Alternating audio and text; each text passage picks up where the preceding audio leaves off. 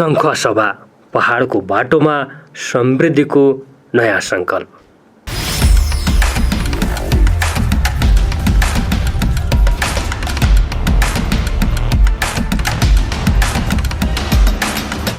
प्रकृतिको अनुपम वरदान, जैविक विविधताको धनी अनि अथाह सम्भावनाको खानी कोशी प्रदेशकै एक सुन्दर जिल्ला शङ्खसभा प्रकृतिको काखमा ठिङ्ग उभिएको मकालो हिमाल जस्तै अटल र अरुण नदी जस्तै निरन्तर बगिरहेको छ यहाँको गौरवशाली परिचय।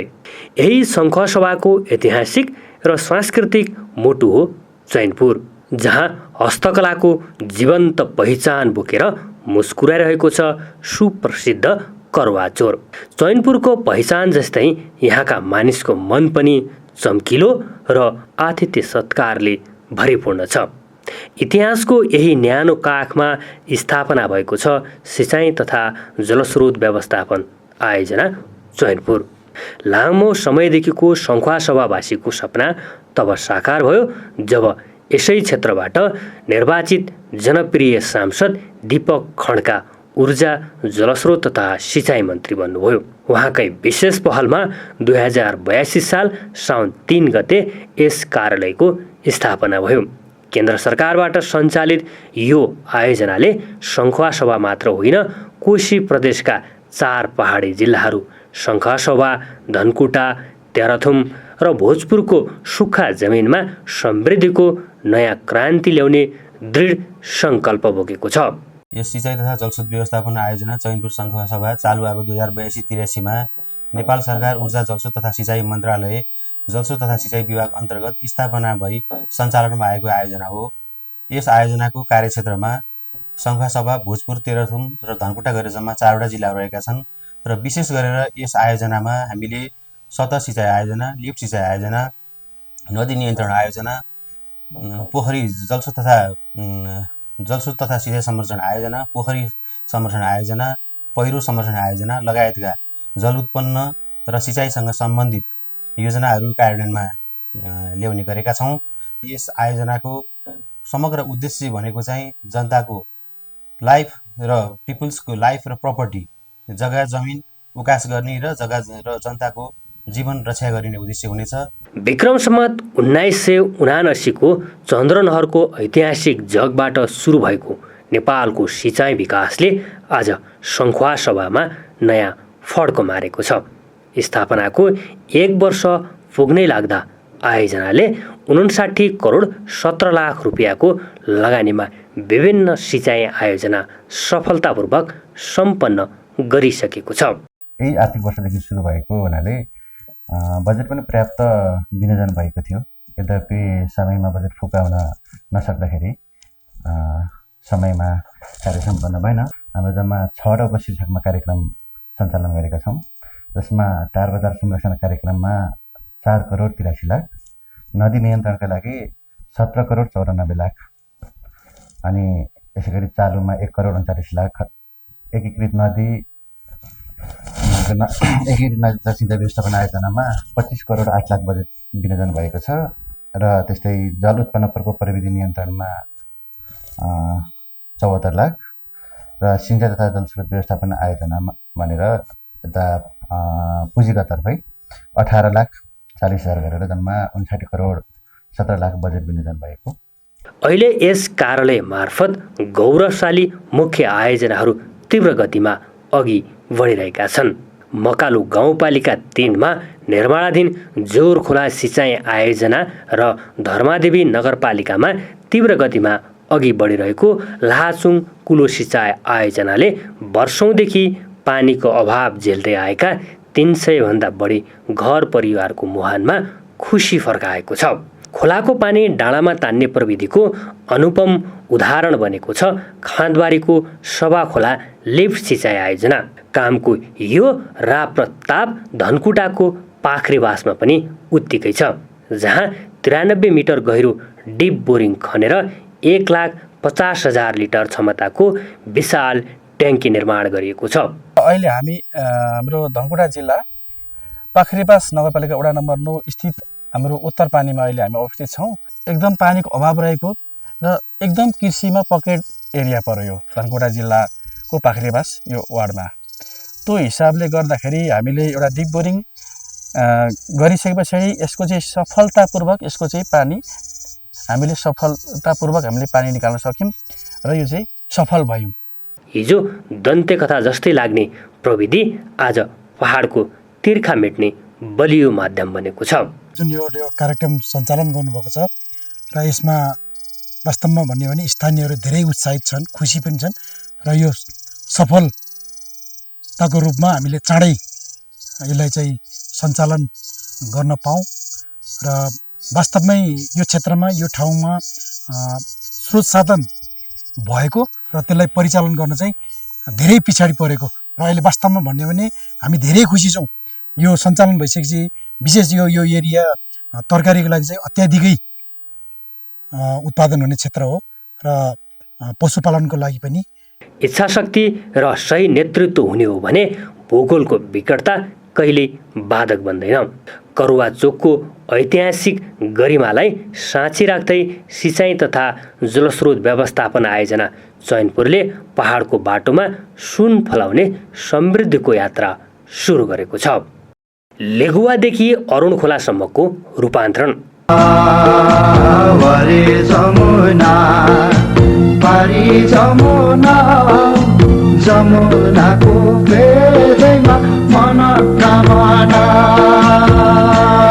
पहाडी काग, कलकल बग्ने नदी अनि मलिलो माटो, धनकुटाको पाखरीबास उत्तर पानीमा निर्मित यो पोखरीले यहाँको पर्यावरण मात्र होइन, किसानको ओठमा खुसी र जीवनमा समृद्धि छरेको छ। विगतमा मध्यरातमा उर्लेर आउने लेगुवा र लेउती खोलाको बाढीले बस्ती नै त्रसित पार्थ्यो, तर आज नदीमा बुनिएका व्यवस्थित तार जाली र ड्रेनले त्यो त्रासलाई समाप्त पारिदिएको छ। वारी जमुना, पारी जमुना, देवदेवीको वासस्थान मानिने पवित्र मनोकामना मन्दिर अरुण नदीको कटानले जोखिममा थियो, तर आयोजनाले बलियो प्लम वाल ठड्याएर यो ऐतिहासिक धरोहरलाई पूर्ण सुरक्षित बनाएको छ। आज हामी रहेको चाहिँ यो अरुण नदी रहेको छ र हाम्रो अफिसबाट नदी नियन्त्रणको कार्यहरू पनि हुन्छ, जसमध्ये चाहिँ हामीले यो आबोमा चाहिँ तपाईँको प्लम वालको हामीले घाट जस्तो बनाएका छौँ र यो विपद तर्फको योजनाबाट परेको र विभागबाट पनि योभन्दा आगामी वर्षहरूमा चाहिँ प्लम वालको कार्य भइरहेको छ र यो कार्यबाट चाहिँ यहाँ नजिकै रहेको मनोकामना मन्दिर संरक्षण गर्ने लगायत विपदमा यो खोला बढेर चाहिँ धेरै माथिसम्म पुगेर क्षति हुने कारणले गर्दाखेरि चाहिँ हामीले यो कार्य गरिरहेछौँ। नदी नियन्त्रणको यो नमुना मूलघाटको तमोर नदीदेखि सङ्खुवासभा चिचिलाङको ठाडो ओराङ खोलासम्म फैलिएको छ, जसले सडक र बस्ती दुवै जोगाएको छ। यो चाहिँ एउटा आज झरनाको रूपमा मात्रै देख्ने कुरा मात्रै नभएर यो खोला चाहिँ हाम्रो चिचिला गाउँपालिकामा चाहिँ वार्षिक रूपमा चाहिँ आउने बाढी पहिरोले हाम्रो जुन यो सडकको भाग अथवा यो जुन गाडी कुद्ने भाग चाहिँ हाम्रो पहिरो अथवा यो खोलाको चाहिँ बाढीले बगाएर लाने कुराहरू हामीले धेरै शास्ति खेपिराखेका थियौँ। पक्कै पनि यो आयोजना आइसके पछाडि, यो बनिसके पछाडि यो वर्षबाट चाहिँ हामीले त्यो जुन वर्षौँदेखि भोग्दै आएको शास्तिलाई ठुलो रूपमा चाहिँ हाम्रो राहतको रूपमा भनौँ अथवा व्यवस्थापनको रूपमा हामीले यसको उपलब्धि हामीले लिइराखेका छौँ, त्यसको महसुस भइराखेको छ। पक्कै पनि यो खोला चाहिँ हाम्रो चाहिँ चिचिला गाउँपालिकाको चाहिँ केन्द्र भाग भएर चाहिँ यता सौपोखरी गाउँपालिकासम्म जोड्ने यो सडक हो र अहिले 4 नम्बर र 5 नम्बर वडाको बिचमा सङ्गम स्थलमा रहेको यो खोलाले ठुलो चाहिँ मान्छेलाई चाहिँ विद्यार्थी लगायत वृद्ध र अन्य सेवाग्राहीलाई आउने जानेलाई समस्या थियो। यो आयोजनले पक्कै पनि आज निर्माण भइसकेपछि ठुलो रूपमा चाहिँ हामीले यो उपलब्धि हासिल गरेका छौँ। अहिले चाहिँ हामी चिचिला गाउँपालिका वडा नम्बर 4 र 5 को यो सङ्गम स्थल यो ओराङ खोलामा छौँ। विगत समयमा चाहिँ यो ओराङ खोलाले चिचिला गाउँपालिका वडा नम्बर 4 हुँदै 5 जाने 5 का सम्पूर्ण नागरिकहरूको चाहिँ आवत जावत गर्ने यो मुख्य सडक बाटो हो र यो ओराङ खोलाले चाहिँ वर्षेनी रूपमा चाहिँ यहाँ बाढी पहिरो र ले गर्दाखेरि 5 नम्बरको नागरिकलाई अत्यन्त ठुलो आवत जावत गर्न अत्यन्तै ठुलो चाहिँ एउटा कष्ट नै थियो। तर हाम्रो सिँचाइ तथा जलस्रोत कार्यालय सङ्घसभा चैनपुर कार्यालय मार्फत कार्यान्वयन भएको यो चाहिँ यो बाँध बाँध्ने काम जुन योजना प्राप्त भयो हामीलाई, यो योजना सञ्चालन भइसकेपछि चाहिँ गाडी आवाजात पैदल यात्रामा समस्या छैन। अहिले एकदम ठुलो समस्या समाधान भएको छ। यो कार्यक्रम आइसकेपछि यहाँका नागरिकहरू हामी सबै खुसी छौँ। जनप्रतिनिधि पनि एकदम यसमा चाहिँ कार्यालयप्रति हामी हार्दिक धन्यवाद दिन चाहन्छौँ र सिङ्गो 4 र 5 को जनताहरू पनि यो कार्यक्रमको लाभान्वित भएको छ। यहाँनिर यो कार्यक्रम सञ्चालन हुनुभन्दा अगाडि गाडी तर्नलाई समस्या, एम्बुलेन्सहरू तर्नलाई समस्या, अब पैदल यात्रीहरूलाई समस्या र हामी चाहिँ बर्खा लागिसकेपछि चाहिँ यहाँनिर दिनानुदिन जस्तो माथिबाट ढुङ्गा बगाएर ल्याएर बाटो अवरुद्ध हुने हुँदाखेरि यहाँ चाहिँ एक्सकाभेटरहरू ल्याएर जनप्रतिनिधि समुदाय चाहिँ दैनिक जस्तो यो खोलामा आउनुपर्ने हुन्थ्यो वर्षाको समयमा। तर अहिले यो योजना कार्यान्वयन भइसकेपछि त्यो समस्याबाट मुक्त छौँ। अर्कोतर्फ लाचुङ खोलाबाट निर्मित 14 किलोमिटर लामो कुलोले 500 हेक्टर जमिन सिंचित गर्दा स्थानीय फाँटहरूमा धान, मकै र अलैँची ढकमक झुलेका छन्। यो हाम्रो हजुरहरूले देख्न सक्नुहुन्छ लाचुङ कुलो भइहाल्यो। यहाँ यो लाचुङ कुलोको कारणले हामीलाई निकै फाइदा पुगेको छ। जस्तै हाम्रो खेतबारीहरूमा पानी, त्यसै गरी अलैँची बारी, यो कोपीहरूलाई हाम्रो धेरै राहत मिलेको छ र कुलोको स्थिति हेर्दा नि निकै राम्रो छ। बनेको अनुसार हाम्रो राम्रोसँग काम गरिदिनु भएको छ र यो कुलो चाहिँ लगभग हाम्रो 14 किलोमिटरको छ भन्ने अनुमान लागेको छ र यसको क्षेत्रफल 500 हेक्टर जतिको छ। यहाँ सरकारले चाहिँ धेरै बजेट छुटाएको उसले गर्दाखेरि ठेक्का परेर अहिले कुलोमा ठेक्का परेको उसले गर्दा काम राम्रै भएको छ। जस जनताले राम्रै महसुस गर्छ जस्तो लागिरहेछ। यसचोटि सिँचाइको पानी ठाउँ ठाउँमा पुगेको उसले गर्दाखेरि जनताले राम्रै धान फलाएर खान्छ भन्ने मलाई पनि लागिरहेछ। विविध चुनौती चिर्दै जोरखोला र धर्मदेवी नगरपालिकाको लेकुवा सोलावानमा बनेका नमुना कुलाहरूले सुक्खा डाँडाहरूलाई हराभरा बनाएका छन्।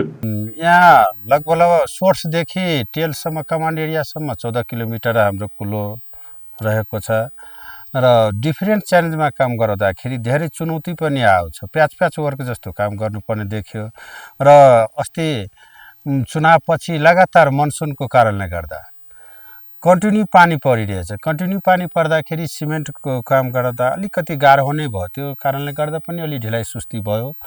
वर्षौँपछिको यो ठुलो आयोजनाले स्थानीयमा नयाँ ऊर्जा जगाएको छ। मेरो चाहिँ सिक्कैबाट गयो,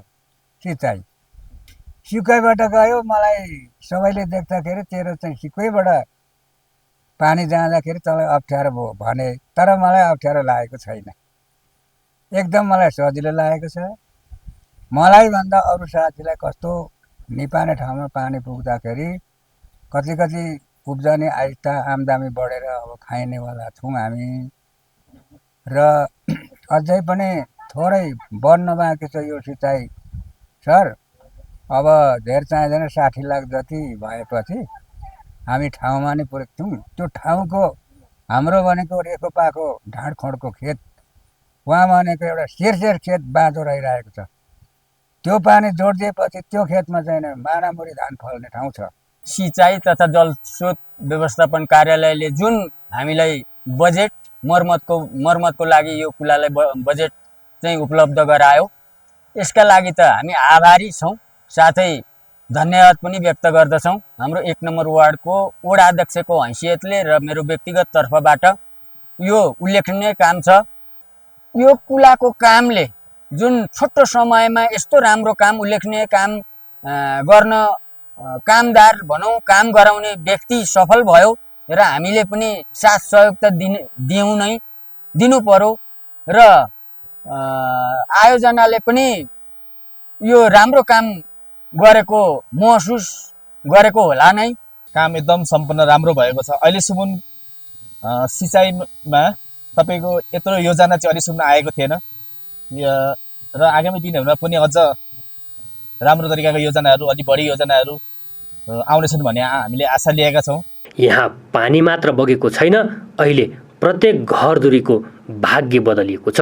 नदी नियन्त्रण र सतह सिँचाइको यो महाअभियान पहाडी क्षेत्रको विकास र समृद्धिको एउटा स्वर्णिम कोसेढुङ्गा साबित भएको छ। यस आयोजनामा हामीले विशेष गरी सतह सिँचाइका योजनाहरू, लिफ्ट सिँचाइका योजनाहरू, पोखरी संरक्षण, नदी जलाधार, नदी नियन्त्रणका कार्यहरू हामीले गरेका छौँ। जसको लागि हामीले यस वर्ष कार्यक्रम सञ्चालनको लागि 33 वटा टेन्डरहरू हामीले आह्वान गरेका थियौँ, जसमा केही कार्यक्रमहरू सम्पन्न भइसकेका र केही कार्यक्रमहरू सम्पन्न हुने चरणमा रहेका छन्। पसिनाको सङ्गम, सपनाको पोखरी।